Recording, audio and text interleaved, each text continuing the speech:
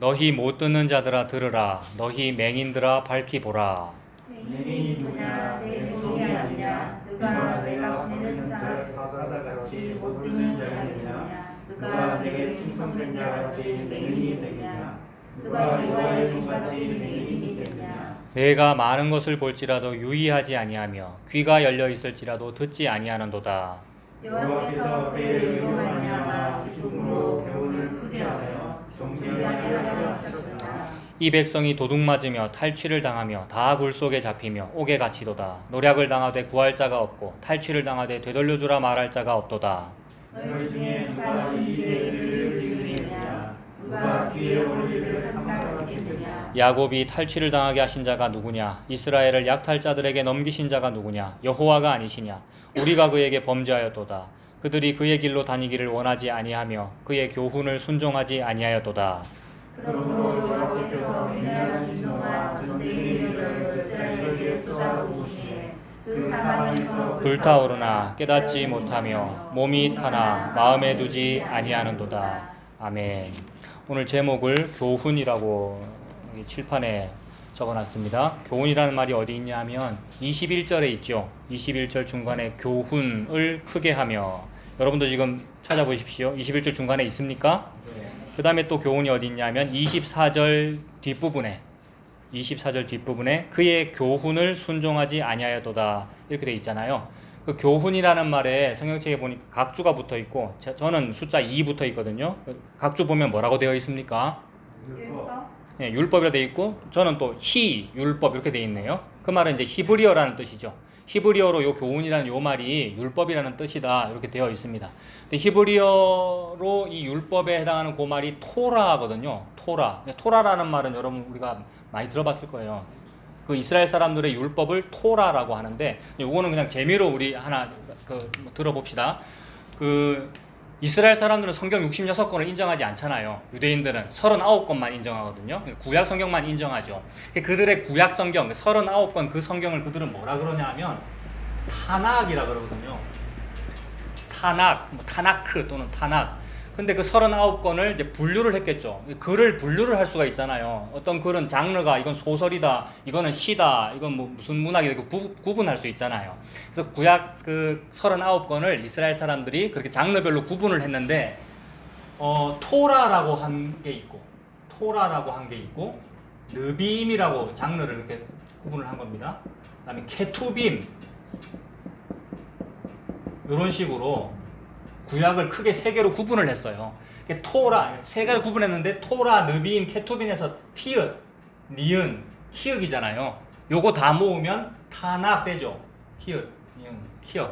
요거 재밌죠? 재미를 뭐라고 그러는 거예요. 요거를 타낙이라 그러고, 히브리 말로 이걸 그 사람들은 요게 구약이다, 요게 성경이다 이렇게 말하는 거예요. 성경책에 보면 모든 성경이 내게 대하여 증언하는 것이니라라고 할 때 그 모든 성경은 신약 말하는 게 아니고 요 타낙 말하는 거거든요. 유대인들은 타낙을 너무 귀히 여기거든요. 함부로 막 타낙을 베고 자거나 막 이렇게 안 하잖아요. 타낙을 옮겨 쓰다가 글자 하나 틀리면 놓고 가서 씻고 목욕 재개하고 그거를 처음부터 다시 써. 그건 폐기하고. 이런 식으로. 그러니까 타낙을 너무 귀히 여기는데, 예수님 말씀하시기를 니들이 그리 문자로 귀히 여기는 그 타낙, 그 성경이 나에 대해서 말하는 거야. 이제 이렇게 설명을 하셨어요. 근데 그 타낙이 세 개로 구분하면은 토라, 느빔, 케툼 이렇게 나뉘는데, 그들이 말하는 요 토라라고 하는 게 방금 말했잖아요. 그게 율법이라고. 히브리어로 율법 이렇게 되어 있었죠. 이걸 율법서라 그래요. 그럼 율법서는 성경책 이게 지금 39권이라 그러는데, 39권 중에서 율법서는 몇 권 있습니까? 5권 있거든요. 예. 전혀 처음 들어보는 얘기죠. 예.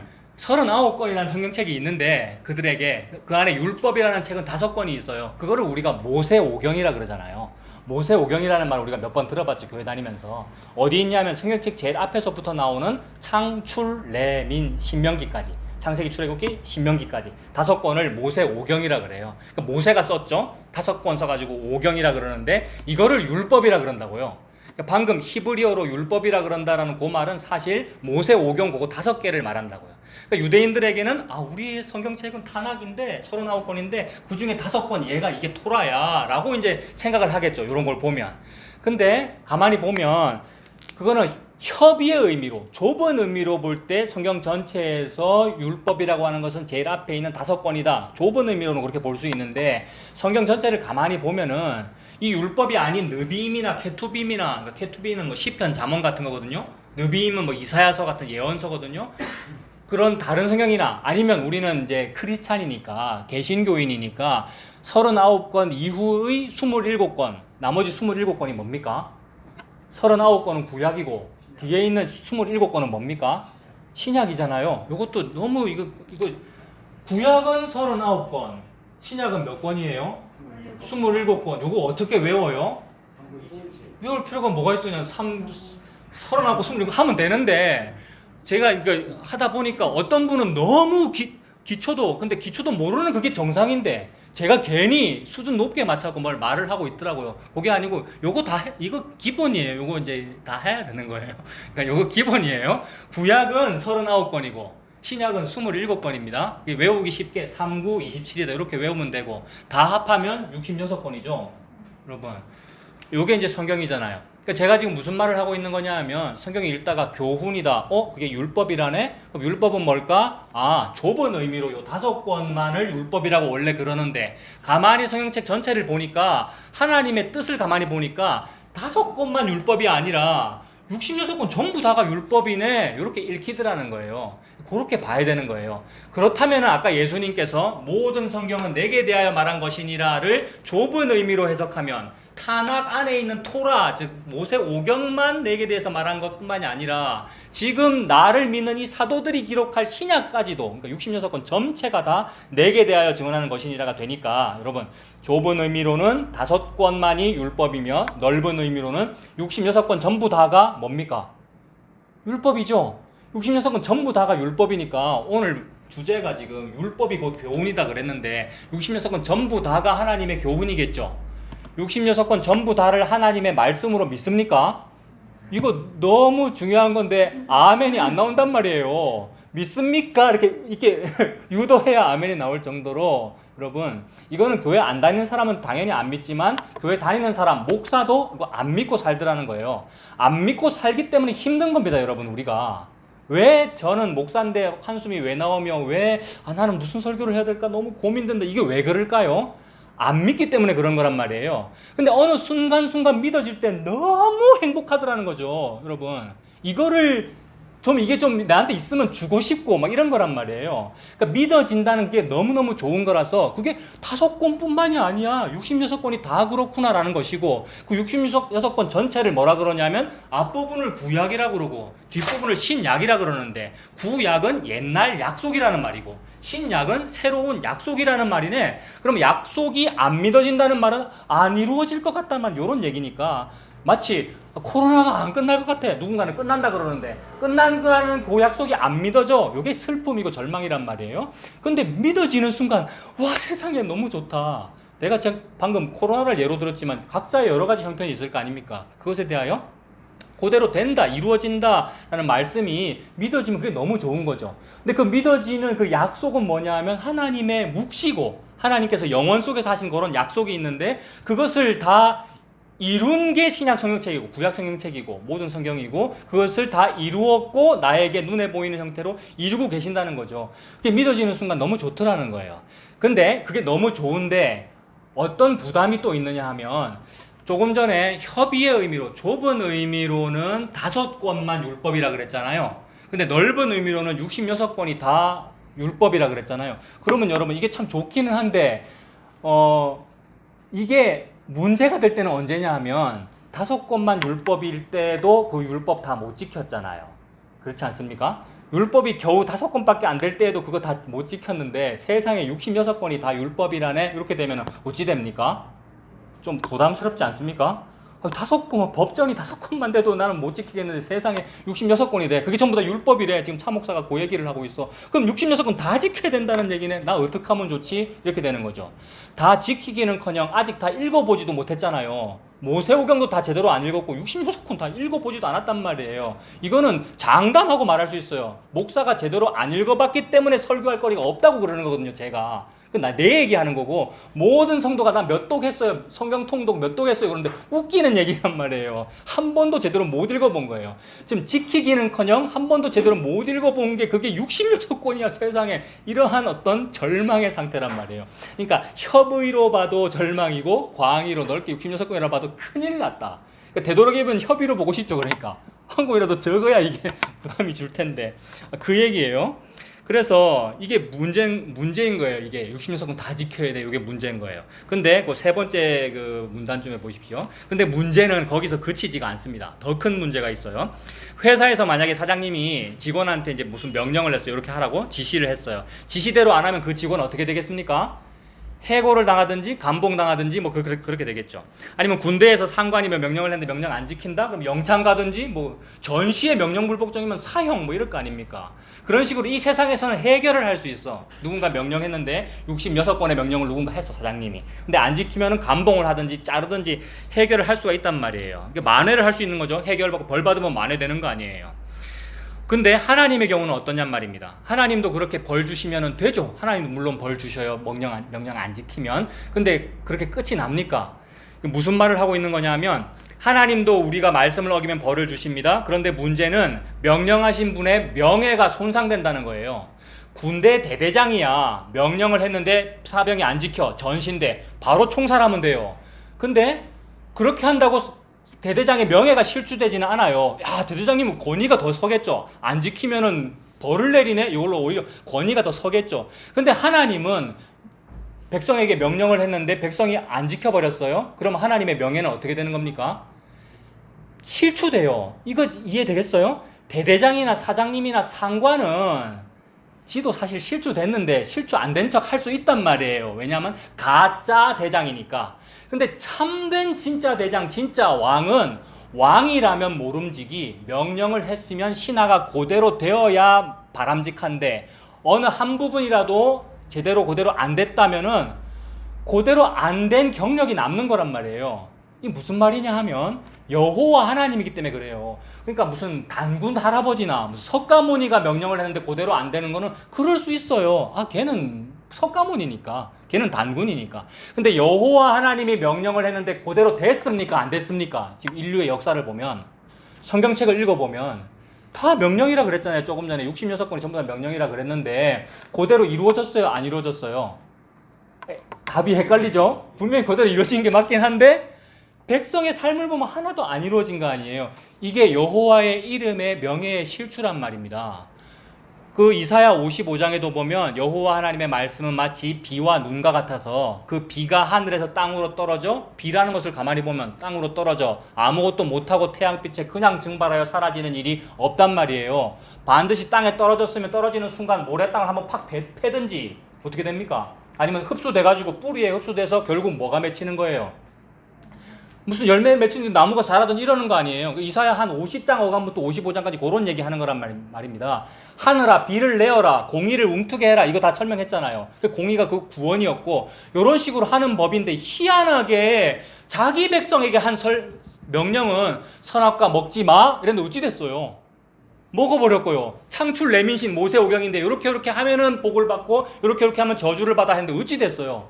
전부 저주받아가서 나라 망해버렸고 아수르한테 망해버리고 바벨론에 포로 잡혀가 버린 거 아니에요. 이렇게 되면 이 세상의 사장님이나 군대 대대장님처럼 벌은 내리기는 내리지만 여호와 하나님께서 내린다고 하나님의 그 영광이 회복되는 건 아니란 말이에요.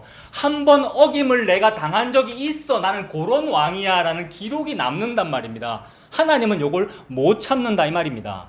요걸 참을 수 있는 신이면은 수준이 낮은 신이에요, 여러분. 요걸 참을 수 있는 신이면은 그거 참으세요, 제가 헌금 더 많이 드릴게요 라고 하면 되잖아요, 인간이. 그게 그래서 만든 게 종교거든요. 모든 종교는 신을 달래고 있는 거죠. 모든 종교의 신은요, 다 대부분 다 윤리 도덕적이에요. 안 그런 신도 있지만. 그래서 그 윤리 도덕적으로 그 종교인이 신도가 살아야 된다고 늘 생각은 해. 근데 그대로는 못 산단 말이에요. 그대로 못 살수록, 근데 그대로 못 사는데 종교는 계속 믿으려고 그래. 그럼 뭐 하면 되겠습니까?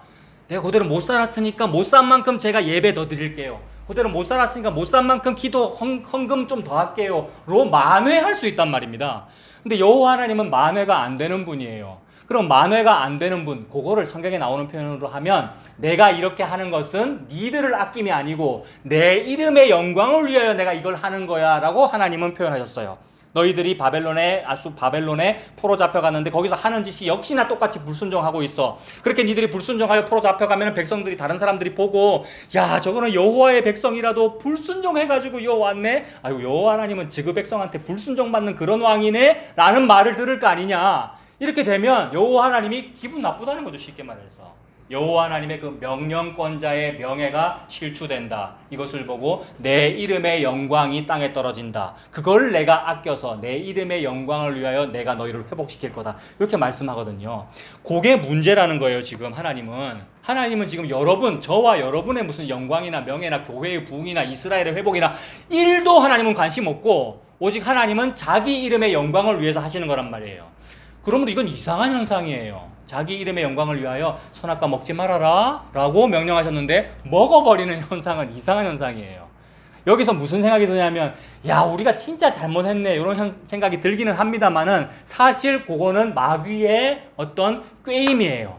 하나님은 우리가 잘못한 거 맞아. 근데 잘못했구나라는 그런 죄책감 느끼라고 그 말씀을 하시는 것이 아니라 다른 얘기를 하기 위하여 선악과 먹지 마라고 했고 또 그 일로 인하여 여호와의 이름이 손상되는 그 일을 지금 하나님은 겪고 계시는 거란 말입니다.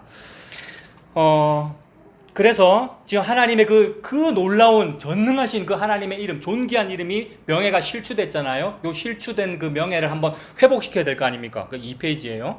이 문제를 해결을 해야 되는데 어떻게 해결하면 되겠습니까? 여러분들이 전부 크리스찬이시고 유대인식으로 말하면 유대인이 하나님의 선민 아니에요. 그의 백성인데 하나님의 이름이 명예가 손상됐잖아. 바벨론 포로 잡혀가는 바람에. 그래서 어떻게 해야 되겠어요? 유대인들은 어떻게 했느냐 하면은 여러분 어찌 했습니까? 유대인들이 그때 이후로 우리 지금까지는 우상 숭배하고 살았기 때문에 이렇게 포로 잡혀갔으니까 그래서 내가 믿는 여호와 하나님의 이름이 손상되었으니까 이제부터 내가 다시는 율법 안 어겨야지 이렇게 한 거잖아요. 다시는 율법을 안 어겨야지라고 하다 보니까 타임 테이블을 짜는 거고 시간표를 짜는 거고 몇 시에 일어나야 되고 일어나서는 기도를 몇 번 해야 되겠고 성경은 어디를 몇 번 읽어야 되겠고 정해놔야 되겠다. 안식일 날에는 요렇게 해야 되고 무게 몇 킬로그램 이상은 들면 안 되고 몇 킬로미터 이상은 걸어가면 안 되고 다 정해놔야 되겠다. 왜 정해놨겠습니까? 내가 실추시킨 여호와의 이름의 명예는 바벨론 왕의 명예도 실추되면 사형이 받는 법이거늘 세상에 내가 천지의 창조주의 명예를 실추시켰어. 다시는 실추시키지 말자. 지금까지 실추시킨 그 명예를 내가 한번 회복시켜 드려보자 라는 열심 때문에 그런 거란 말이에요. 너무 갸륵한 거잖아요. 이게 오늘날 2021년을 사는 모든 크리스찬의 마음속에도 사실은 그게 동인이거든요. 그게 원인이거든요. 그거를 근거로 하여 우리가 신앙생활을 하는 거거든요, 여러분. 그런데 그렇게 그 문제를 우리가 해결하려고 하는 것을 보고 성경은 죄라고 하더라는 겁니다. 그게 죄가 아니고 그게 잘 사는 건 줄 알고 살았는데 성경은 그걸 보고 죄라고 하더라는 거예요. 과거에는 말씀대로 못 살았지만 이제는 명령대로 내가 잘 살아내어가지고 이 땅에서 잘 되고 복도 받자. 지금까지는 명령대로 못 살았기 때문에 바벨론으로 포로 잡혀가는 재앙을 받았으니까 이제는 명령대로 살면 어찌 되겠어요? 재앙 말고 복을 받겠구나. 그렇게 적혀 있잖아요. 모세오경에. 들으면 복을 받고 이대로 안 살면 저주를 받는다고 복과 저주를 말씀해놨거든요. 그러니까 문자대로 그대로 하는 거죠. 너무나 참으로 갸륵하고 인지상정으로 사는 거예요. 그래서 잘 섬겨드려가지고 이 땅에서 잘 되는 그런 복을 받자라는 그 삶을 사는데 하나님은 그걸 죄라고 그러고 있는 거라고요. 하나님은 창조주이시고 우리는 피조물입니다. 그러므로 창조주는 피조물은 따위잖아요. 따위. 창조주만 의미가 있는 것이고 피조물은 다 만들어진 존재예요. 그런 피조물로부터 무언가 섬기를 받으시는 분이 아니라는 거죠.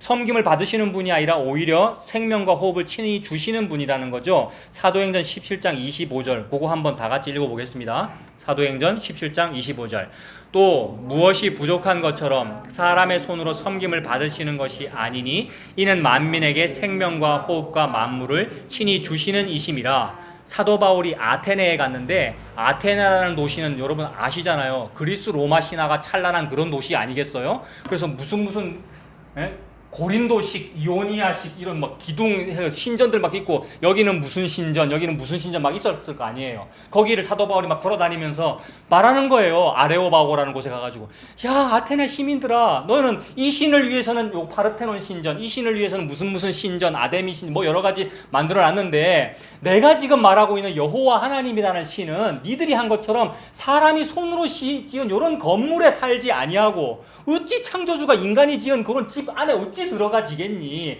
건물에 살지 아니하고 또 무엇이 부족한 것처럼 사람의 손으로 섬김을 받으시는 분이 아니니 그분은 섬김을 받으시는 분이 아니라 오히려 너희를 섬기는 분이다. 이렇게 말을 한 거예요.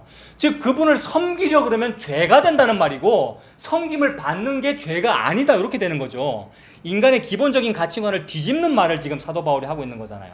그러므로 그 여호와 하나님이 여러분을 섬긴 게 뭐냐 하면 만민에게 생명과 호흡과 만물을 친히 준 거, 생명과 호흡과 만물을 친히 준 거, 이게 신이 여러분을 섬긴 거라는 거죠. 요거를 받으면 그게 죄가 아니고 그게 백성과 자녀의 삶이고, 요거를 안 받고 제가 하나님께 생명을 드릴게요, 제가 하나님께 돈을 드릴게요, 예배를 드릴게요 라고 하고 있는 게 죄라는 말을 지금 하고 있는 거예요. 그래서 하나님은 흙으로 사람을 지으사 그 코에 생기를 불어넣었잖아요. 요게 지금 하나님의 창조를 말하는 거고 구원을 말하는 건데 사람들은 거꾸로 하게 되더라는 겁니다. 내가 하나님께 뭘 드릴게요 라고 하게 되니까. 그래서 거꾸로 한 게 뭐예요? 로마서 11장 35절 그 밑에 누가 주께 먼저 드려서 갚으심을 받겠느냐라는 거잖아요. 사람들은 전부 다 내가 먼저 내 주머니에 지금 뭔가가 있으니까, 돈이 있으니까, 또는 시간이 있으니까, 또는 내 예배 드릴 마음이 있으니까 내가 먼저 주께 무언가를 먼저 드려가지고 무언가를 돌려받겠다는 거죠. 그래서 헌금을 내가 좀 많이 할게요, 막 1천억 원을 드릴 테니까 이번에 우리 아들 수능 시험 좀 잘 치게 해주세요, 뭐 우리 집안 뭐뭐 잘 되게 해주세요, 뭘 드려서 돌려받겠다라고 생각을 하게 되죠. 모든 인간이. 집사님 요거 맞죠? 교회 보통 이렇게 안 다닙니까? 아닙니까? 보통 다 이렇게 다녀요. 절에 다니는 것도 다 그거고요. 우리 언젠가 저 해동 용궁산가 놀러 가지 않았습니까? 그때 우리 팀이었죠. 같이 가서 해동 용궁 같이 안 갔어요? 간 적이 있는데 그 뒤에 오셨나? 주일에, 세상에 주일에 놀러 갔네, 우리 서풍을. 갔는데 뭐가 있었어요? 거기에 입구 쪽에 등남하는 불상 있고 하얗게 달았더라 아닙니까? 그러면 신에게 내가 절하고 이거 몇 번 만지면 등남한다, 요게 신께 먼저 무언가를 드려서 등남을 돌려받겠다라는 거잖아요. 그걸 죄라고 한다고 지금 성경은 설명하고 있네요.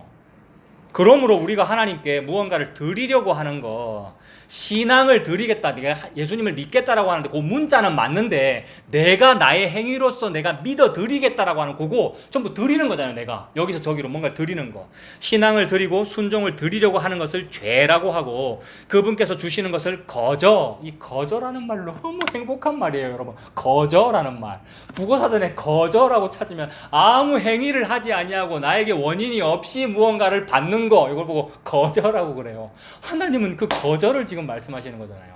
이 거저 받는 것을 보고 은혜라고 한다는 거죠.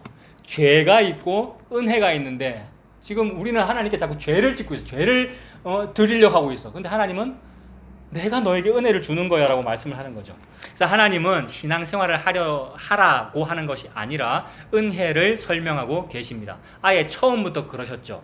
왜 처음부터라는 말은 창세기부터라는 말입니다. 창세기 2장 15절 거기 있죠. 여호와 하나님이 그 사람을 이끌어 에덴 동산에 두어 그것을 뭐하게 하셨습니까? 경작하며 지키게 하셨네요. 이거 누구 얘기하는 겁니까? 아까 말씀드린 대로 흙으로 사람을, 아담을 지으사 그 코에 생기를 불어넣었더니 사람이 움직이게 된지라, 생명이 된지라. 사람아, 아담아, 너 여기 에덴 동산이야, 여기서 살아, 여기를 경작하고 지켜라, 이 말입니다. 이거 문자대로 해석하면 농사하라는 얘기네요, 그죠? 에덴 동산 지어서 열매 따서 먹고 그다음에 지켜라라는 거, 외부의 뭐 사탄, 죄 이런 거 아니겠어요? 죄 짓지 마, 선악과 먹지 마, 이런 의미가 되는 거잖아요. 근데 이 경작하며 지켜라. 근데 그 에덴 동산이라고 했는데 그 에덴 동산이라고 하는 그 좋은 낙원, 파라다이스, 에덴이라고 하는 것은 결국 지성소와 같다고 제가 말씀드렸죠. 이거 이전 설교에서 이미 말씀드렸잖아요. 그 에덴이라고 하는 그 장치, 에덴 동산이라고 하는 그 그림자를 하나님께서 만드셔가지고 지금 뭘 설명하고 있는 거냐 하면 가장 좋은 장소, 이걸 설명하는 거라고요. 가장 거룩한 장소. 그래서 거룩한 거 중에서 가장 거룩한 거를 한자어로 지성소라 그러면 되잖아요. 지극히 거룩한 장소, 지성소. 그러니까 에덴 동산은 지성소를 의미해요. 근데 그 에덴 동산을 너희가 경작하고 지켜라 이 말은 지성소를 경작하고 지켜라라는 말이 되잖아요. 경작하다, 지키다 이 말이 그것을 네가 한번 이제 관리해라, 네가 그거를 수호해 내어라라는 이런 뜻이 되는데, 지성소라는 말은 거룩한 장소이고 또 사도 바울의 표현에 의하면 몇 층 천입니까? 3층 천. 그 3층 천은 뭘 의미합니까? 구원을 의미하겠죠. 너무 당연해요. 여러분 초등학생적으로 대답하면 됩니다. 3층 천 그거는 천국을 의미할 거 아니에요. 다 가고 싶죠? 답을 먼저 말하겠습니까? 답을 먼저 말하겠습니다. 거기 다 도착했습니까? 안 했습니까? 다 도착했어요. 예수 믿어요? 안 믿어요? 예수님 믿으면 그걸 보고 삼층천이라 한다는 거예요. 근데 우리가 사도 바울을 너무 나와는 다른 높은 분으로 보니까 어떻게 되는 거예요? 나는 아직 3층에 도착을 못했어요. 내가 아직 지하에 있어요. 겸손의 표현으로는 그렇게 할 수 있는데 사실은 그게 예수님의 십자가를 모독하는 거죠. 예수님 십자가 믿으면 전부 지성소예요. 그래서 십자가가 곧 지성소 휘장을 찢어버린 거잖아요, 예수님께서. 그러니까 우리가 지성소에 들어갔다는 그 얘기잖아요. 그거를 설명하려고 처음부터 에덴 동산이 그거야 라는 말을 하고 있는 거죠. 그래서 그 에덴 동산, 즉 지성소, 그러니까 신랑과 신부의 가장 거룩한 혼인방, 부부. 그래서 부부가 옷을 안 입고 있는데 안 부끄러운 거 아니에요, 아담과 하와가. 너무 좋은 상태라는 거예요. 그래서 예수 그리스도가 신랑이고 교회, 성도, 교회가 신부다라는 그 아름다운 장소를 네가 경작해, 네가 지켜 이 말이에요. 그렇게 되면 여러분 말은 너무 아름다운데 처음에 제가 66권이라고 말했던 그 부담감으로 다시 돌아가야 돼요. 구원이라고 하는 것, 생명이라고 하는 것을 네가 경작하고 지켜라라는 요 말이 너무 아름답게 들리는데 안 부담스럽습니까, 여러분? 제가 진짜로 하고 싶은 말은 요 말이에요. 아, 그 구원을 저보고 지키라는 말이군요. 아멘, 제가 지킬게요. 저주받은 거예요, 이게. 그걸 지키라고요. 저는 못 지키겠어요. 이게 은혜 받은 거예요, 여러분. 왜냐하면 너무 좋고 너무 뜨겁고 너무 황홀하고 너무 전 우주보다도 더 큰 무언가를 내 따위에게 맡겼는데 내가 들 수도 없는데, 구원과 생명과 지성소를 내 손에 잡을 수도 없는데 네가 경작해, 네가 지켜 이 말은 못 지킨다는 걸 알고 주신 거란 말이에요. 너는 그 생명, 그 지성소, 그 거룩을 네가 못 이루어내 라는 것을 알아라고 처음부터 아담아, 에덴을 네가 경작하고 네가 지켜 라고 말한 거예요. 그 똑같은 명령의 연장선으로 선악과 먹지마 되는 거고, 더 연장선으로 확장하면 모세 5경으로 확장되는 것이고, 요대로 다 지켜봐 요 말이죠.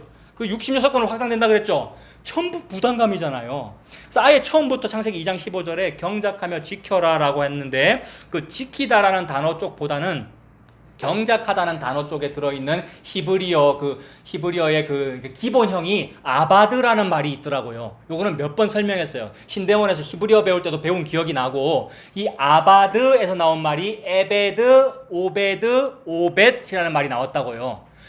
나오미와 룻이 남자가 전혀 없는 상황이에요. 즉 아이를 낳을 수 없다. 아이를 낳을 수 없다라는 말이 성경에서 영적으로 무슨 뜻이었습니까? 구원이 없다라는 뜻이에요, 여러분. 남자가 구원이거든요. 씨, 생명, 대가 이어지는 거잖아요. 근데 남자가 없다 이 말은 나에겐 구원이 없다. 근데 세상에 기업 물을 자로 인하여, 기업 물을 자는 십자가의 예수 그리스도입니다. 즉 보아스에 의하여 나오미에게 누가 태어납니까? 오벳이 태어나요. 조금 더 말씀드리면 룻이 나왔는데 나오미가 나왔다 그러잖아요. 이게 은혜예요, 여러분. 나오미가 나왔다 그래요. 나오미는 시어머니인데 룻은 며느리고, 낳기는 룻이 나왔어요. 그러니까 룻과 나오미가 낳은 게 되는 거예요. 즉 공동체적으로 태어나는 거예요. 교회가 낳은 거예요. 성도 여러분들이 여자들이잖아요. 여러분 남자도 여자예요. 교회가 여자입니다. 그 교회라고 하는 불임 여성이, 남자가 없으므로 아이를 낳지 못하는 불임 여성인 마리아라고 하는 교회인 여러분에게 오벳이 태어났다는 말입니다. 그 오벳은 어디서부터 있었냐 하면 창세전부터 있던 오벳이에요. 창세전부터 있던 그 오벳을 아바드라고 명령한 거예요, 아담에게. 네가 에덴 동산을 경작해라, 아바드해라, 네가 오벳해라, 이렇게 된 거예요. 그럼 아담은 못 해내죠. 근데 아담이 낳고 해서 오벳이 태어났단 말이에요, 룻에게서. 그러므로 하나님이 지금 오벳이라고 하는 사람을 태어나게 하겠다는 거잖아요. 그 오벳이라는 말은 오벳에서 오베드, 오비디언스라는 말이 나왔다 그랬죠. obedience라는 그 영어가 순종이라는 뜻이거든요. 그럼 요거 다 합하면 무슨 뜻이 되겠어요? 하나님께서 아담에게 에덴에서 네가 순종해 라고 명령했는데, 에베드해, 순종해 라고 명령했는데 인간은 순종을 못 해내는데 그 사람의 찌에서 뭐가 나오는 거예요? 그 사람의 몸에서 오벳이라고 하는 순종이 태어나는 거잖아요. 나는 순종을 한 번도 한 적이 없는데 나에게서 순종이 나왔다? 그럼 하나님은 나보고 뭐라 그러겠습니까? 너 순종을 낳았네 이러겠죠. 여러분이 한 번도 순종한 적도, 한 번도 여러분 제대로 산 적이 없단 말이에요. 여기서 가장 제대로 산 사람은 차경민 목사일 겁니다, 여러분. 신학했으니까. 근데 한 개도 아니란 말이에요. 죄악 중에 괴수고 죄인 중에 괴수고. 근데 그런 사람을 보고, 예수 믿는 것을 보고 네가 순종했네 이런단 말이에요. 네가 순종을 낳았네 이런단 말이에요. 지금 하나님은 그 말씀을 하는 거죠. 그래서 경작하고 지킨다는 말은 아바드라는 말인데 그게 순종이라는 뜻이에요. 인간은 그 순종하라라는 그 명령을 받았지만 해낼 수가 없어요. 그래서 해낼 수가 없구나, 내가 아이를 낳을 수가 없구나가 우리의 절망인 거예요. 그러므로 우리는 통곡할 수밖에 없죠. 저는 분인나는 자꾸 놀리는데 나는 한나예요. 아이가 안 태어나요. 이렇게 되는 것이고, 나는 요셉이랑 약혼은 했지만 정혼은 했지만 동침하지 않았는데 어찌 애가 태어날 수 있습니까? 의아해야 되는 거예요. 근데 한 개도 안 의아하고, 하나님 저는 순종을 잘할 수 있습니다. 저 오늘도 철야 기도를 하고 새벽 기도를, 오늘도 성경 통독을 500번 했습니다. 이렇게 되면 내가 순종을 잘 낳았습니다. 이렇게 되는 거잖아요. 한 번도 낳은 적이 없고, 한 번도 제대로 본 적이 없고, 한 번도 들은 적이 없는 상태가 우린데, 그래서 맹인이고 청각장애인이고 우리가 불임 여성이고 우리가 그런 12의 혈루증 여인이고 38년 된 병자인데 예수님 보고 제가 참 건강합니다, 제가 예수님만큼 건강합니다 라고 말을 하고 있는 것이니까, 니들이 차라리 장애인이 되었더라면 죄가 없었으려니와 잘 본다고 하니 시각장애인이 아니라고 하니 죄가 그대로 있느니라 라고 말씀을 하시는 거죠. 그래서 그 은혜를 하나님 주고 싶은 거예요. 예수님께서 너희들은 그러한 시각장애인이야, 내가 오직 시각이다, 내가 오직 볼 능력이다, 이 생명을 내가 너에게 은혜로 주겠다라는 요 말씀을 하시려고 네가 한번 순종해봐 라는 말씀을 하나님 하신 거죠. 그래서 아이를 낳으려 하나 해산할 힘이 없습니다라는 고백을 하게 돼요. 이 고백 누가 했느냐 하면 우리 몇 장 앞에서 우리가 봤어요. 38장 어간에서 봤어요. 히스기야 왕에게 무슨 일이 벌어집니까? 아수르 대군이 쳐들어오니까 적군이 쳐들어왔다. 이게 여러분의 상황이잖아요. 돈 좀 벌어보려고 하는데 너무 힘들어요. 또는 코로나 때문에 뭐가 너무 힘들어요. 사업을 이렇게 확장 한번 해보려고 했는데 실패했어요. 이런 일이 잘 없습니까, 여러분들은? 우리 교회 분들은 대부분 잘 사시는 것 같아요. 내가 워낙 신방도 안 하고, 예? 막 많이 힘들어야 이게 더 이해가 될 텐데, 진짜로 애가 안 태어나고 진짜로 막 너무 아프고 막 이러라고 저주하는 것은 아닙니다만은, 근데 아프든 안 아프든 실패했든 안 실패했든 실패입니다, 여러분. 우리의 삶이라고 하는 것은 그걸 말하는 거예요. 히스기야가 그거 겪었잖아요. 아수르 대군이 쳐들어오는데 큰일 났다, 아이를 낳으려나 해산할 힘이 없도다. 즉 승리라고 하는 아들, 순종이라고 하는 아들, 회복이라고 하는 아들을 낳아야 되는데 힘이 없어요. 이게 인간의 참된 고백이잖아요. 이런 사람에게 그렇지, 내가 너에게 순종을 주는 거야, 내가 너에게 회복을 주는 거야, 내가 순종이라서 너에게서 태어나는 거야. 태어난 분이 예수님이에요. 그래서 히스기야가 낳고 해서 예수가 나시니라, 마태복음이잖아요, 여러분. 마리아에게서 예수가 나시니라. 내가 마리아잖아요. 씨가 없는 여자란 말이에요. 마라, 고통이라고 하는 여자 아닙니까?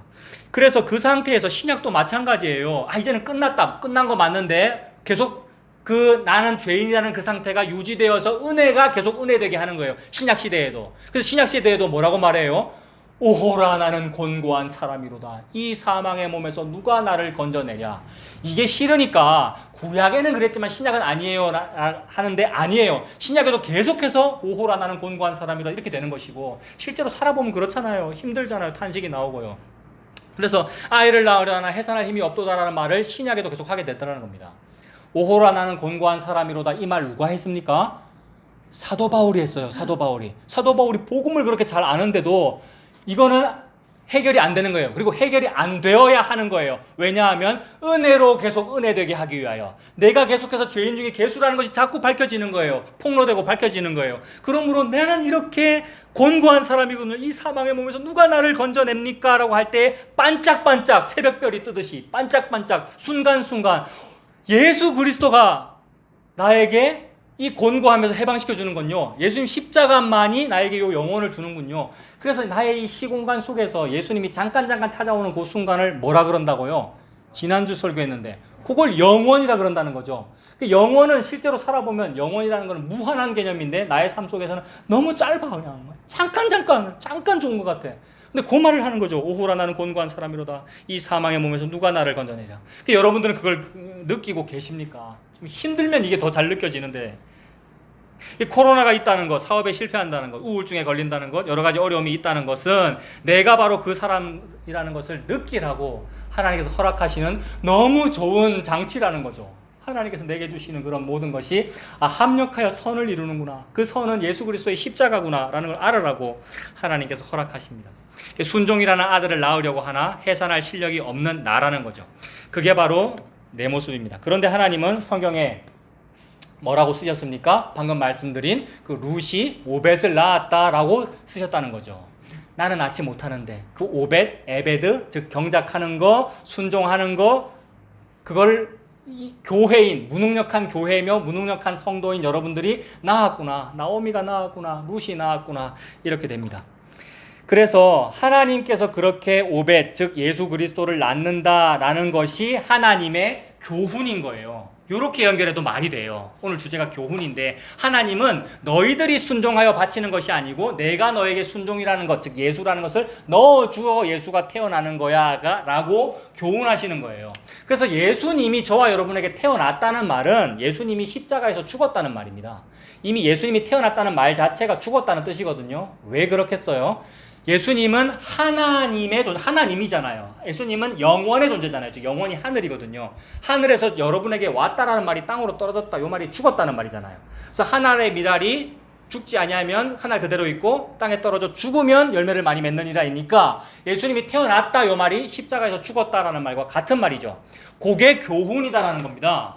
성경책을 가지고 얘들아 이렇게 살아야지라고 윤리도덕을 교훈하면 그거 교훈이 아니고 예수 그리스도의 십자가 죽으심이 여러분에게 온 거 그걸 보고 교훈이라고 그런다고요. 여기서 약간의 말장난을 좀 할 수 있는데 여러분 요거는 위험할 수도 있으니까 그냥 한번 들어보세요. 우리 한자 가지고 뭐 요런 거 하잖아요. 요거 나무 위에 설립자가 있고 볼견자가 있다. 이거 뭐로 보통 교회에서 우리가 해석을 했습니까?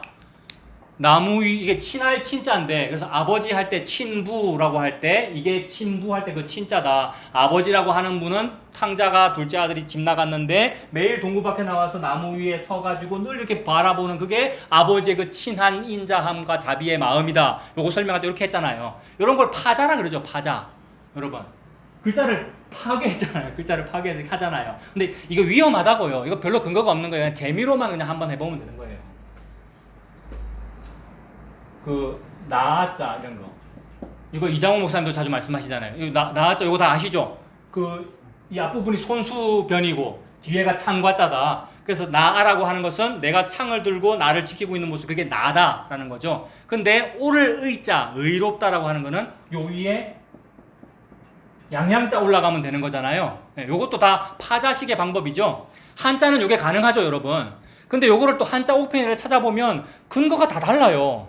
요 오를 의자는 이거는 충분해. 그리고 너무 은혜가 돼요. 요거는 맞아요. 근데 요런 거는 옥편이나 아니면 한자 어떤 근거 어원 찾아보면 다 다르단 말이에요. 다 다른데 우리가 너무 복음을 사랑하다 보니까 이해는 할 수 있죠. 복음에 맞추려고 하다 보니까 요것도 그렇게 막 이용하는 거잖아요. 그러니까 괜히 요런 것 때문에 혹해가지고 복음이 맞아 이러지 말라고요, 여러분. 히브리어든 헬라어든 한자든 요것 때문에 복음이 맞아가 아니에요. 복음은 복음 때문에 복음이 맞는 거예요. 복음이 뭐예요? 예수님이 모든 성경이 내게 대하여 기록한 것이니라 때문에 예수님에 대한 거네요 라고 해야지 한자가 파자니까 요거네요 그러니까 예수님에 대한 거네요 라고 하면 안 된다 이 말입니다. 하나님은 요거 가지고 설명하고 계시잖아요. 물론 길가의 돌멩이 가지고도 하나님 하시거든요. 그러니까 요것도 보조자료로 쓸 수는 있어요. 그러나 우선은 66권 성경책이 교훈이라고 그랬잖아요. 오늘 66권 성경책을 보고 예수님이 모든 성경은 내게 대하여 증언하는 것이니라 라고 했으니까 괜히 다른 방법 가지고 할 필요는 없어요. 근데 워낙 다른 방법이 많이 나오고 그것 때문에 복음 믿는 사람들이 그거에 혹한다고 하니 저도 그거 한번 해보는 겁니다. 오늘 그 뭐가 있느냐 하면 이 토라 이거 있잖아요. 토라. 저도 한번 해본다고 해서 이거 뭐 해야 된다는 말이 아닙니다. 토라를 히브리어로 쓰면 저는 많이 말씀드리지만 히브리어 진짜 모르고 헬라어도 모르고 이거 한번 설명을 이번 주에 다시 알파벳 공부했거든요. 다른 알파벳 몰라. 요거 네 개밖에 다시 리마인드 했기 때문에 이제 겨우 기억하는 거예요. 강도사님은 다 기억나세요? 히브리어 헬라어 알파벳? 신학교 다닐 때 계절학기 때 잠깐 하거든요. 이제 겨우 아는 거예요. 요게 이제 어떻게 쓰냐면 요 네 글자거든요. 토라가. 이거는 그냥 곁다리로 한다고 해놓고 자꾸 시간이 걸리네요. 이게 요 처음 게 요게 티읕에 해당해요. 쉽게 우리말로 티읕. 요거는 이응에 해당하고 요거는 리을에 해당해요. 요거는 히읗에 해당합니다. 그리고 요거 티읕에 해당하니까 요거 쭉 쓰면은 티읕, 이응, 자음, 모음은 없어요. 히브리어에. 모음을 오라고 붙이면 되고 리을, 히읗 이렇게 붙이면 된다고요. 읽어보십시오. 토라죠. 토라예요. 요게 토라예요. 요게 지금 영어로 하면 T에 해당하거든요. 알파벳 T. 알파벳 T 또 소문자로 쓰면 어떻게 씁니까? 이렇게 쓰죠. 요거하고 십자가하고 비슷해요? 안 비슷해요? 왜 웃습니까, 여러분? 요게 파자예요. 근데 실제로 맞아요, 맞기는. 실제로 히브리어의 요 글자가 타브라고 하는 글자인데, 타브라는 글자에는 의미가 있는데 표시라는 의미가 있고, 표시는 어떻게 표시합니까? 요렇게 표시하거나 요렇게 표시하겠죠. 요렇게 표시한 거를 돌려 쓰면 요렇게 된단 말이에요. 그래서 이게 십자라는 뜻도 있어요. 십자가. 요게 십자가라는 뜻이라고요. 여기서 자꾸 해가지고 맞네 이리 되면 안 되고 그런 뜻도 있어요. 요거 어떻게 생겼습니까? 요게 못 대가리 못이에요. 못. 그다음에 요거는 사람 머리에서 나왔대요. 어원이에요, 전부 다. 사람의 머리다 또는 머리 되는 사람이다. 가장 중요한 사람이다 이 말이죠. 이거 사람. 그다음에 요 표시는 계시라는 뜻이에요. 요거 하나님께서 요게 없으면 계시가 아니고 요게 붙으면 계시고 뭐 그런 뜻이 있대요. 그럼 어찌 됩니까? 십자가에 못으로 사람이 달린 것을 계시한 것이 토라다 이 말입니다. 교훈, 율법. 그러면 그거대로 예수님도 모든 탄악은 또는 모든 토라는 모세의 글로 선지자의 글로 전부 다 내게 대하여 증언하는 것이니까 예수님의 십자가를 증언하는 게 맞단 말이에요. 자, 요까지 해놓고 요것이 인터넷에 돌아다니니까 복음 좋아한다는 여러분들이 요것도 있다는 것을 알아라고 제가 지금 말씀드리는 거예요. 요걸 보니까 복음이 맞네가 아니라고요. 예수님이 모든 성경은 내게 대하여 증언하는 것이니라 라고 했으니까 복음이 복음을 증언하고 성경이 성경을 증언하는 거지, 어떤 특정 인물의 파자나 이 각자의 뜻이 요건 설립자다, 요거는 나무다, 요거는 뭐다 해가지고 증언되는 것이 아니더라는 겁니다. 다만 그거 하고 싶으면 다 읽고 합시다. 성경책을 다 읽고 뭘로 된 걸, 한글로 된 거, 히브리어 헬라에 집중할 일이 아니고 그런 거에 집중하는 99%, 지가 못하니까 하는 말일 수도 있습니다만 그런 거에 대해 집중하는 대부분이 탐심이더라는 거예요. 여러분, 나타나는 현상을 보면 알아요. 지 잘난 척 하려고 그러는 거예요. 제가 이런 걸 많이 하면 많이 할수록 여러분 위 앞에서 권위가 높아질걸요. 여러분, 제가 신대원에서 막 계절학기를 잘해갖고 히브리 헬라를 다 알아서 막 설명하면 권위만 높아질걸요. 그것 때문에 더 복음을 잘 설명할까요? 복음도 잘 설명하고 히브리어 헬라도 잘 아는 그런 목사를 원하십니까? 청빙위원회를 다시 꾸리시길 바랍니다. 목사 바꿔야 돼요. 복음은 그렇게 설명되는 게 아니란 말입니다. 나는 일자 무식꾼이라서 요거 오늘 설명하고 집에 가서 아마 잊어버릴 거예요. 알파벳을요. 몰라요. 왜 잊어버립니까, 여러분? 세종대왕이 한글을 줬잖아요. 그 말은 하나님이 한국 사람으로 만들었잖아요, 우리를요. 그러면 네 알아먹으라고 준 거 먹으면 돼요, 여러분. 잘 안 쓰는 글자이기 때문에 못 쓰는 거예요. 한자는요. 잘 안 쓰는 글자이기 때문에 제가 모르는 거예요. 그럴 수 있는 거예요. 그럴 수 있다 이 말은 알 수도 있다는 말입니다. 이거 해도 되는 자유도 있어요, 여러분. 히브리어 헬라 여러분이 각자 공부해도 돼요. 해도 돼요. 근데 진짜 복음이라고 하는 것은 복음으로 복음이 증거된다는 겁니다. 이걸 보고 자유라 그래요. 그리고 하나님의 말씀의 능력이라 그래요. 히브리어도 모르는 일자 무식꾼인데 말씀을 안 해. 이걸 보고 하나님의 능력이라 그런다고요. 하나님의 열심이라 그러고. 그 능력이 저와 여러분을 아울러서 그 능력이 나를 섭렵하면, 그 능력이 나를 이렇게 덮어버리면 얼마나 행복한 거예요, 여러분. 야, 나와 말이 통하는 말로, 한국말로 하나님께서 설명을 하시는구나. 모든 성경이 내게 대하여 증언하는 것이니라. 예수님 그러시잖아요. 그래서 그걸 하려고 하나님 뭐라 그러냐면, 이제 시편에 가면 디모데후서 3장 16절에 사도 바울이 디모데 보고 그러죠. 모든 성경은 하나님의 뭐로 됐다고요? 감동으로 된 것으로. 감동이 요 글자에 이제 해당한다고 보는 거예요. 감동이라는 말은 계시라는 말이고, 그리고 실제로 그 헬라어에 이제 감동이라는 표현을 뭐라고 설명했느냐 하면, 무언가가 있으면 무언가 있는 거기다가 여호와께서 숨을 불어넣다 이거예요. 이거 창세기에 나오는 거잖아요. 흙으로 사람을 만들어 생기를 불어넣으니 생명이 됐다. 즉 글자를 써서 하나님이 숨을 불어넣으면 감동된 글자예요. 그걸 66권이라 한다. 그래서 모든 성경은 하나님의 감동으로 된 것으로 뭐에 유익합니까? 교훈과, 거기 본문에 있어요, 책망과 바르게 함과 의로 교육하기에 유익하다. 교훈 어디 있어요? 오늘 본문에 2번 나왔잖아요. 교훈. 물론 단어로 같은 단어는 아닙니다. 근데 하나님께서 말하고자 하는 바는 같은 거예요.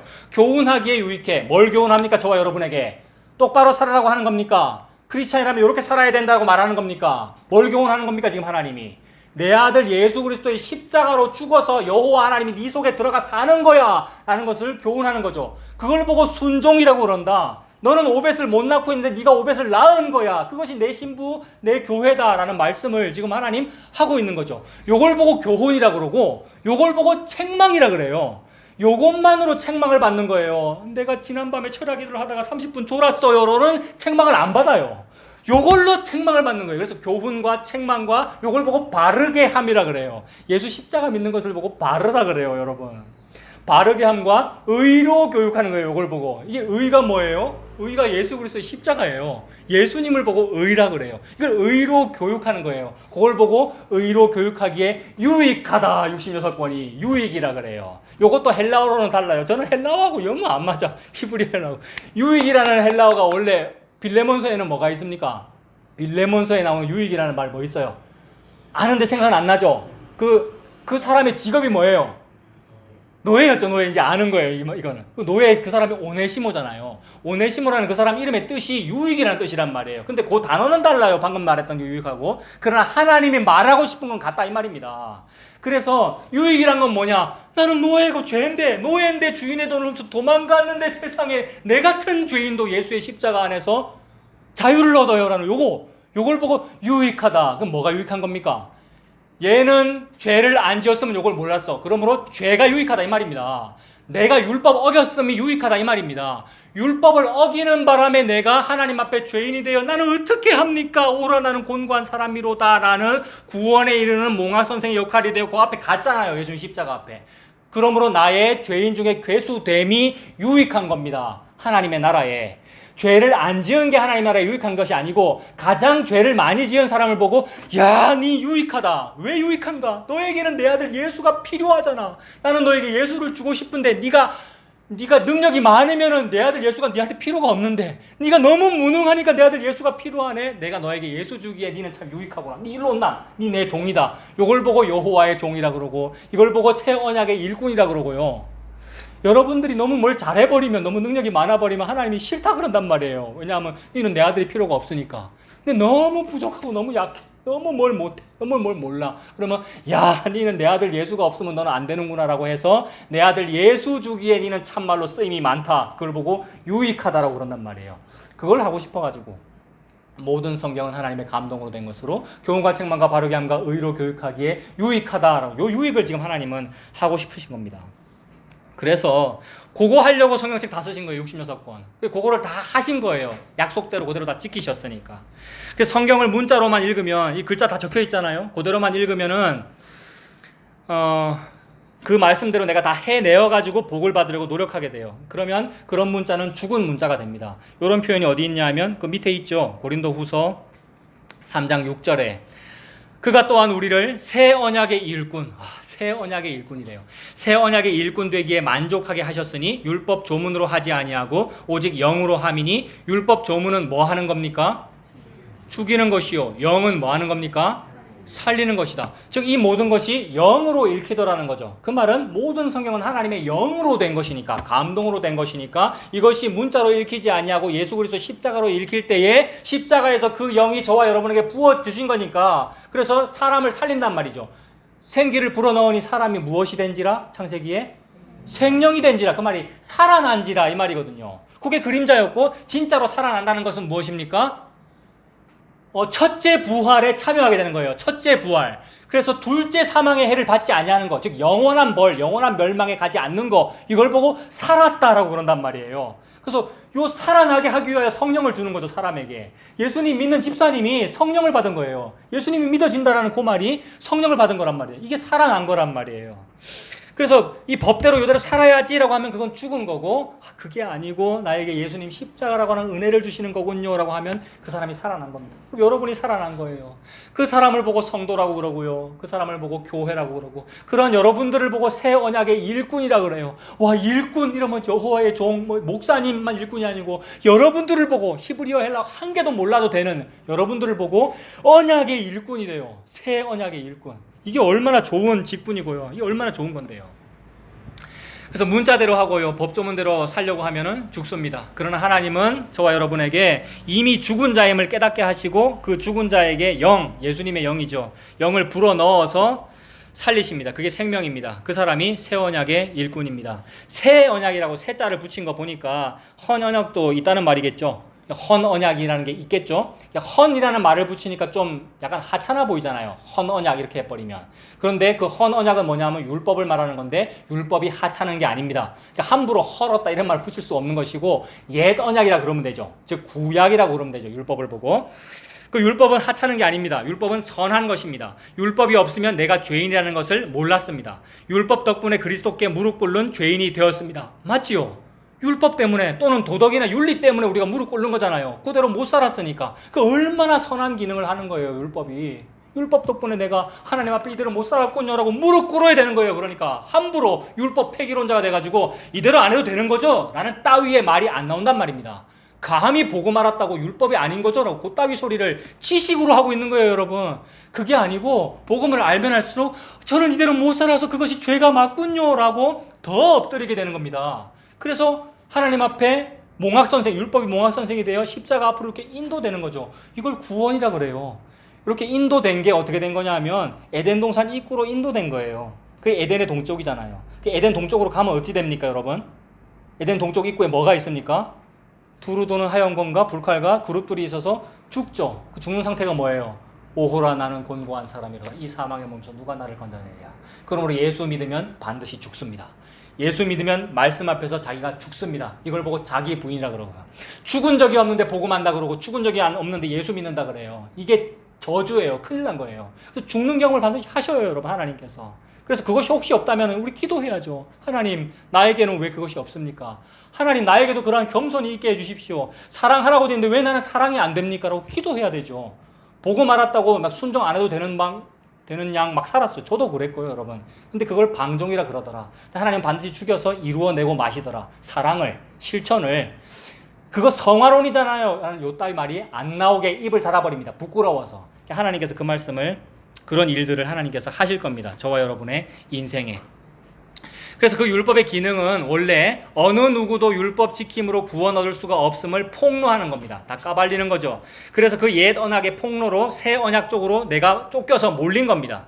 그 사람이 바로 새 언약의 일꾼입니다. 성도라고 하죠. 그걸 보고 성도. 가장 좋은 이름이죠. 장로 장립 받았다, 목사 안수 받았다가 좋은 이름이 아니고, 장립 집사가 됐어, 이게 좋은 이름이 아니고, 뭐가 제일 좋은 이름이에요? 성도가 제일 좋은 이름이에요. 근데 교회 일선 현장에서 성도라는 말은 계급으로 여겨져가지고 뭐로 쓰여요? 평신도를 보고 성도라 그러잖아요. 또는 교회 이제 온 사람을 보고 성도라 그러잖아요. 교회 온 지 몇 개월 지나면 성도라 안 부르고 뭐라고 부릅니까? 집사라고 부릅니다. 집사 몇 년 하면은 집사라고 안 부르고 뭐라고 부릅니까? 안수 집사라고 부르고요. 안수 집사 몇 년 하면은 뭐라고 불러요?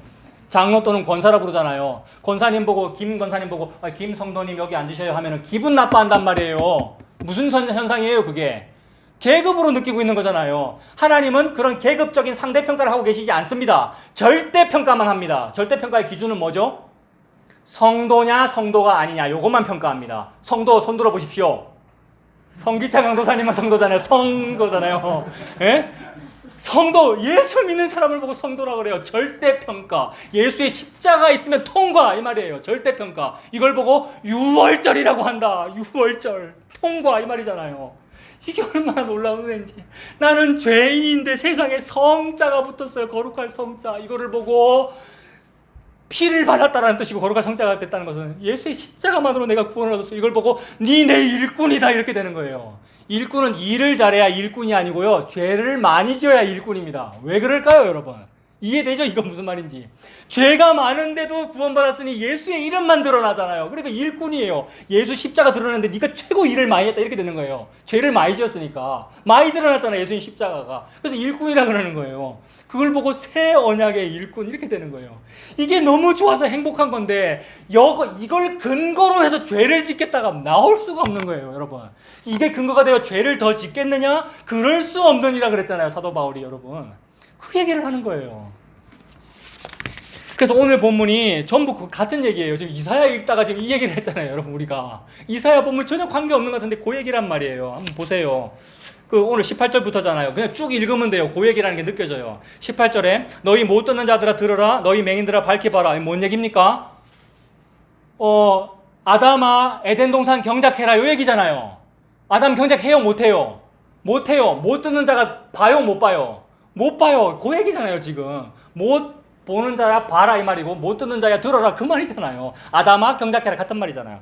그러니까 19절에 맹인이 누구냐? 내 종이 아니냐? 누가 내가 보내는 내 사자같이 못 듣는 자겠느냐? 누가 내게 충성된 자같이 맹인이겠느냐? 누가 여호와의 종같이 맹인이겠느냐? 맞죠? 그러니까 하나님의 백성이 맹인이고 그게 아담이잖아요. 그게 오늘날에는 우리고요. 나와 여러분이 바로 그 맹인이고 해서 못하는 사람이야. 경작을 못하는 사람이야. 에베드, 오벳을 못하는 사람이야. 근데 그 사람에게 태어나겠다는 거예요. 그 사람에게서. 그래서 보세요. 누가 여호와의 종같이 맹인이겠느냐라고 했는데 여호와의 종이 누구였어요? 그러면 이거 알면 맥락을 다 알고 계시는 건데 앞에서부터 계속 얘기했어요. 여호와의 종이 있다. 여호와의 종의 노래다라고 했다라고 하면서 여호와의 종이 누구겠는가라고 하면서 어떤 때는 고레스였고 어떤 때는 아브라함이었고 또 누구였어요? 예수님이었잖아요. 여호와의 종이 종의 노래 부르는 사람이 예수님이었잖아요. 그 지금 여기서는 지금 예수님이라고 안 하고 여러분을 보고 니들이 맹인이잖아. 니들이 여호와의 종인데 지금 말을 안 듣잖아라고 했는데 겹쳐지는 거란 말이에요. 성도인데 여러분인데 예수하고 겹쳐지는 거란 말이에요. 그 예수님은 여호와의 종인데 예수님은 맹인 아니잖아요. 예수님은 불순종자가 아니잖아요. 근데 불순종자가 되어 하신 일이 뭐예요? 십자가에 달려 죽은 거죠. 예수님이 순종인데 불순종한 것이 되어 십자가에 달아 죽음으로 말미암아 내가 순종을 낳은 게 된 거란 말이에요. 이걸 보고 종교개혁자들은 옛날에 놀라운 공짜 익스체인지라 그랬어요. 교환 바꿨다 이 말이에요. 예수하고 내하고 바뀌었네 이렇게 된 거예요. 얼마나 좋은지 세상에. 예수하고 내하고 바뀌었네. 예수님이 여호와의 종이거든요. 근데 누가 여호와의 종같이 맹인이겠느냐? 예수 보고 맹인이라는 거예요, 세상에. 예수 보고 장애인이라고 하는 거고 예수님 보고 불순종자라고 그러는 거예요. 그래서 예수님이 십자가에서 저주를 받아 죽은 거예요. 그래서 모든 저주를 속량하신 거예요. 저와 여러분의 모든 저주를. 그래서 나에게 이 명령이 주어졌지만 나는 그 오벳 순종을 못 해낸다는 말이 되죠. 20절에 네가 많은 것을 볼지라도 유의하지 아니하며 귀가 열려 있을지라도 듣지 아니하는도다. 맞죠? 선악과 먹지 말아라고 했는데 너는 선악과를 먹었다 이 말이잖아요. 21절 여호와께서 그의 의로 말미암아 기쁨으로 교훈을 크게 하며, 교훈 예수님 십자가입니다. 교훈을 크게 하며 존귀하게 하려 하셨으나 라는 것을 하려고, 즉 십자가를 하려고 점진적으로 계시를 펼치시니라고 교훈이라는 그 말이 협의로 보면 모세오경으로 주어졌어요. 맞죠? 구약에 제일 처음부터 5권 나온 게 주어졌잖아요. 그렇게 하셨으나라 그랬어요 방금. 거기 몇 절이에요? 21절 제일 끝에 그렇게 교훈, 즉 율법으로 하셨으나 라는 말은 그렇게 했으나 안 됐다 이 말이죠. 즉 모세오경을 주었으나 안 됐다 이 말이잖아요. 그러면 안 되게 하려고 그랬다라는 말이 되죠. 안 되게 하여서 율법으로는 되지 아니하고 내 아들 예수의 십자가로 이것을 펼칠 거야 그 말이 됩니다. 22절 이 백성이 다 도둑맞으며 탈취를 당하며 다 굴속에 잡히며 옥에 갇히도다. 노략을 당하되 구할 자가 없다. 노략질을 당한다. 노략질을 아주 신속하게 당한다라는 말, 어려운 말로 뭡니까?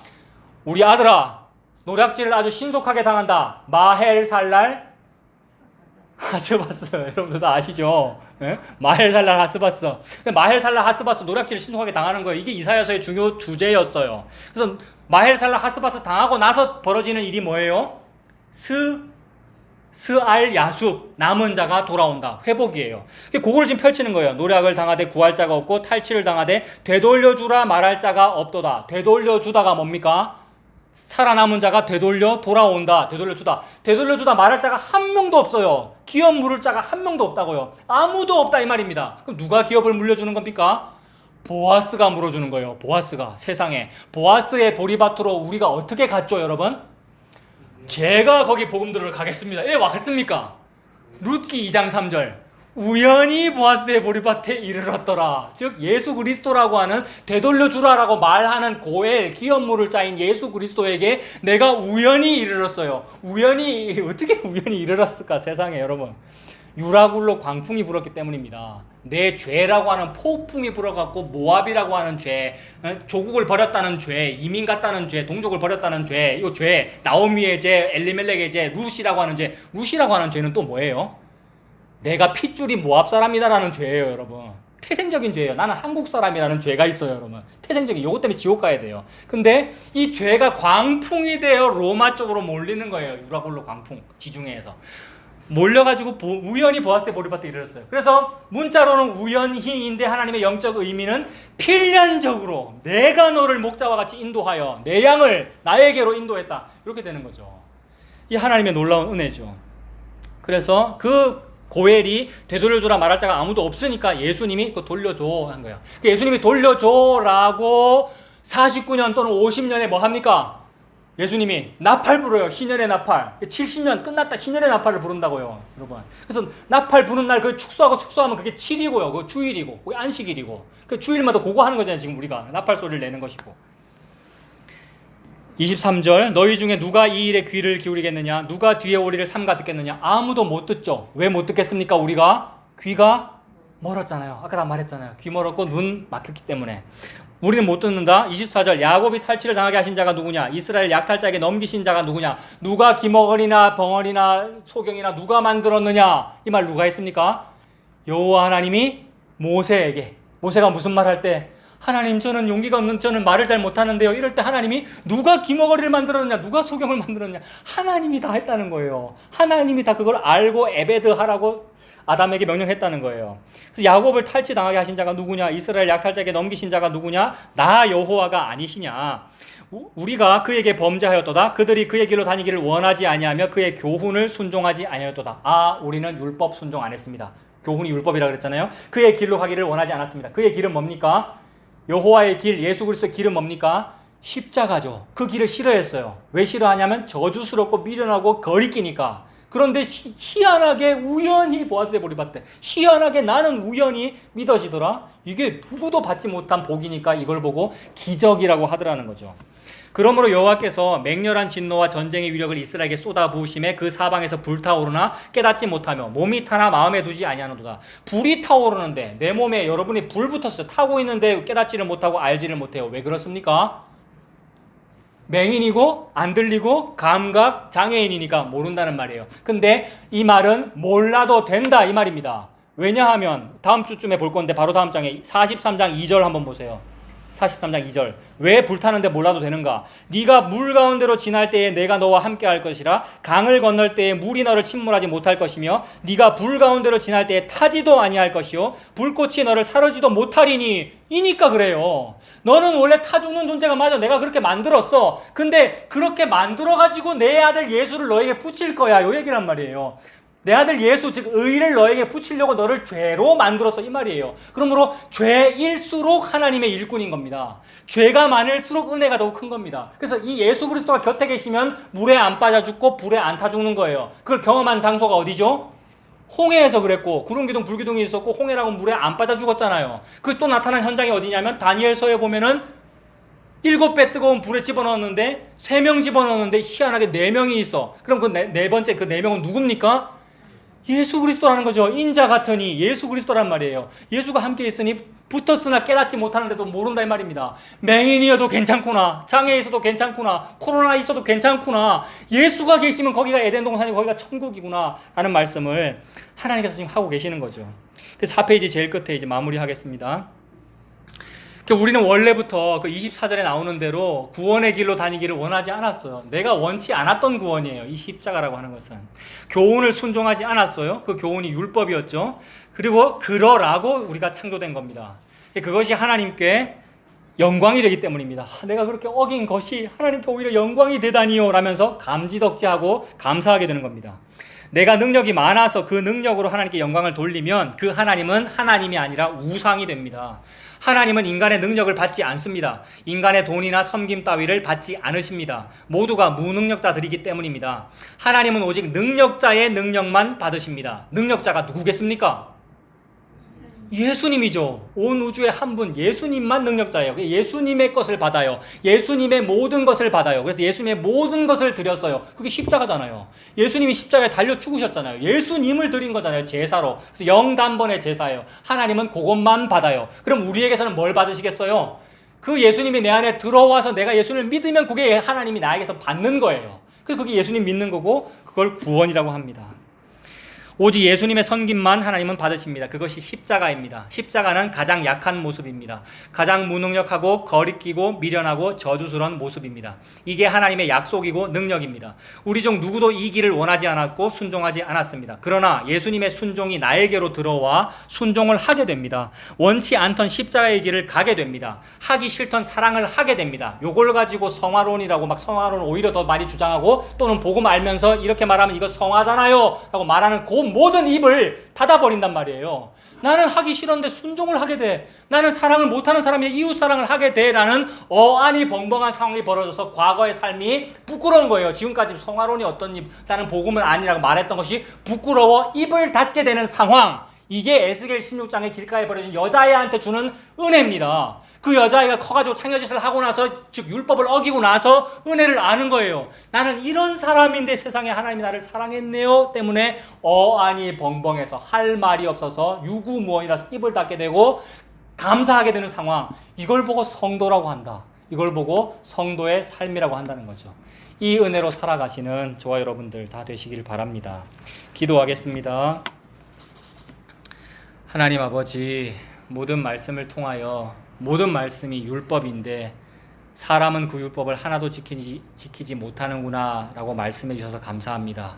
그래서 그 내 죄만 드러날수록 오히려 예수님의 십자가가 더욱 빛나는 줄로 믿습니다. 그 예수님 십자가의 은혜만 믿고 살아가는 우리가 되도록 하나님 인도하여 주시옵소서. 예수님의 이름으로 기도합니다. 아멘.